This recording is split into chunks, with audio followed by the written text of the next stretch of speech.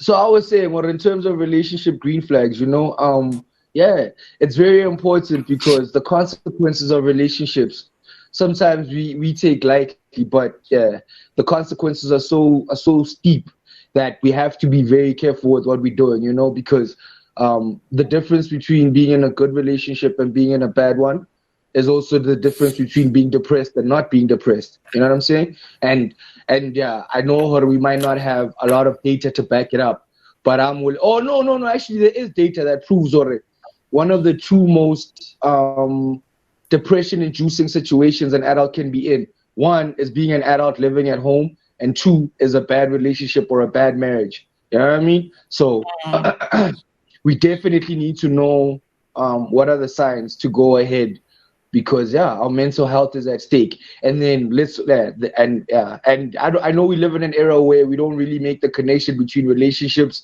and children, but yeah, I think maybe if we were looking at it like that, we'd be playing the game better. Because ultimately, when you're choosing a mate, you're not just choosing a mate for you, you're potentially choosing a parent for your children. You know? So that's some shit you need to think about, bro. But also, even you, are you a green flag for the for anybody? Yeah. I remember we were talking and you were saying, "Oh, that's so important." Lots of us are looking at the game trying to avoid green flags, whereas we've never taken the time to work on ourselves to make sure we're a green flag for whoever's looking at us. I think you were saying something about that. Yeah, no, I was actually about to agree and say, like, for me, I feel like that's the most important thing, like that's the first thing that you do before you start thinking about having a boyfriend or a girlfriend or whatever. Do the work yourself and understand yourself and, okay, this is the type of person that I am, this is what it's going to take for me to be in a relationship. And, I'd prefer to have this kind of person, as my partner. Because if you don't ask yourself those questions, like for girls, I was having a conversation with one of the girls that I go to church with yesterday, and she was saying, like a guy is gonna ask me out. Like every corner I turn, a guy is asking me out. So there's a lot of opportunities to just jump into relationships. You understand?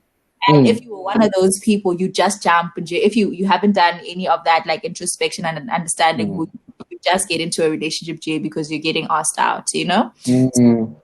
It's really important that you first identify, okay, this is what it's going to take, and not just anyone in J that just comes and asks me out just to make the list or make the cut. It's really important. Yeah. I think there was a poem you were talking about where a lady was talking to herself like that about instead of going out and looking for all the red flags and hoping to dodge a bullet, she's gonna wait. She's gonna take the time. Definitely, yes. And I'm actually looking for it. Her name is Genetics. I don't know. Maybe you might know her. Do you know Genetics? She's like yeah. Do you know her? No. No. Okay. Yeah. She's like. This is a poem that she did. I think she did it in 2011, Jem, and. She was just so tired of like being in relationship after relationship not working. Not working. Yeah, and one of the lines that she says in the poem is that she says, like I can change him. He's close enough. And I think that's a lot of that's the mentality that a lot of us go into relationships with, thinking, okay, he's not 100% what I'm looking for, but no, I'm going to change him. I can change him. He's lukewarm, almost there. And that, a lot of relationships don't work because you go into thinking you can change a person and you can't. The person, if they want to change, they will change themselves. And for me, I think you're in a green flag mind state when you have lost the will to want to change anyone. Like, you approach dating as, I'm going to go see what this person is about, right? And if this person is about what I'm about, if this person is like, because I know, like for me, the green flag mind state is you have yourself together. You figured out who you are, what kind of relationship would serve you best, right?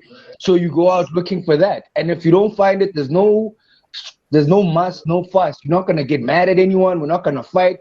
It's just gonna be like, listen, I know what I'm looking for because I know what I'm trying to do with my life. I know what I'm trying to build and have in my life, and I just don't feel like you and I can make that happen for me. You know what I mean? So then it's not even personal. It's not like, you are useless, because then you're already in the mind state where you're trying to change someone. You know? Whereas if you know her, yeah. Because I suppose that's the ultimate green flag mind state, is where you are at such a high state of self-love that you know your partner is out there, and therefore you don't have to force anything. You know what I mean? Like you already believe that you're lovable, and you're just allowing the process to occur, where the person that you're meant to love is out there somewhere, and you're gonna find them. Because I think a lot of us don't love ourselves enough, and that's why we're always jumping in and out of relationships, because we're seeking that validation. We're looking for the love we don't have inside from the outside, and that never works. Like, nobody can fill you in from the outside. You have to fill yourself up from the inside, and meet someone who keeps your cup full. Why do you think we are compelled to find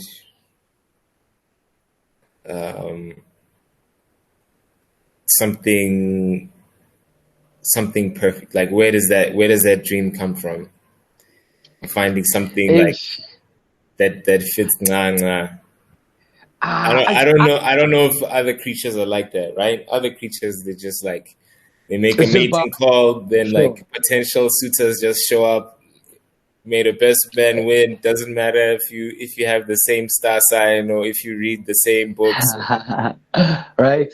Word. Yeah. It's like babies are getting made. That's all. Nah. I honestly, and that brings me into something else about like the red flag. I mean the green flag mind state, is that I think obviously nobody's childhood is perfect, right? So all of us on some level feel like, as good as our childhood was, there was something missing, right? Because unless you come from like just the best, most perfect family, right? And as like, no matter how hard they try to love you, there's all like, children are children, man, and children have infinite wants. And when families don't meet those wants, then we get older feeling like that was missing from your childhood. So then you try and replace it in adulthood through dating, right?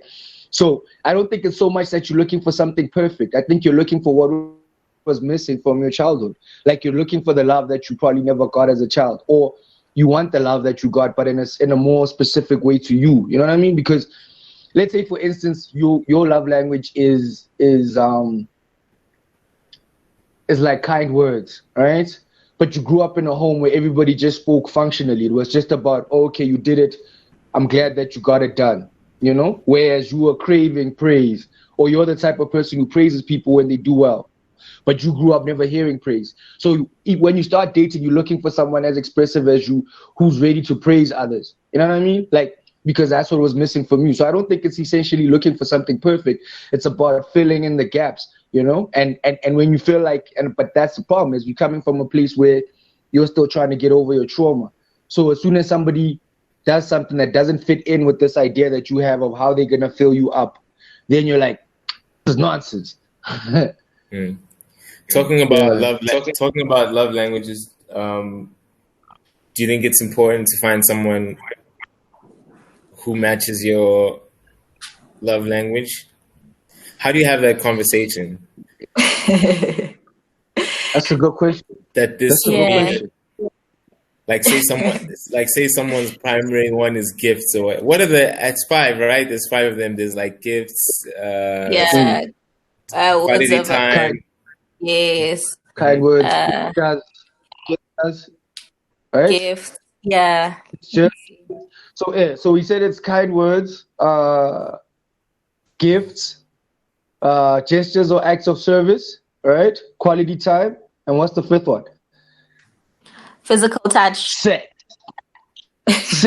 There we go. Yeah. It's words of affirmations, gifts, acts of service, quality time, and physical touch. And most of us only speak sex. So we stay together with people long after we should have broken up because they can't speak any of our other love languages. But the sex is good, so you know. And the craziest thing, and the craziest thing about good sex is it actually makes you irrational, right? I don't know if you guys have ever been in a situation where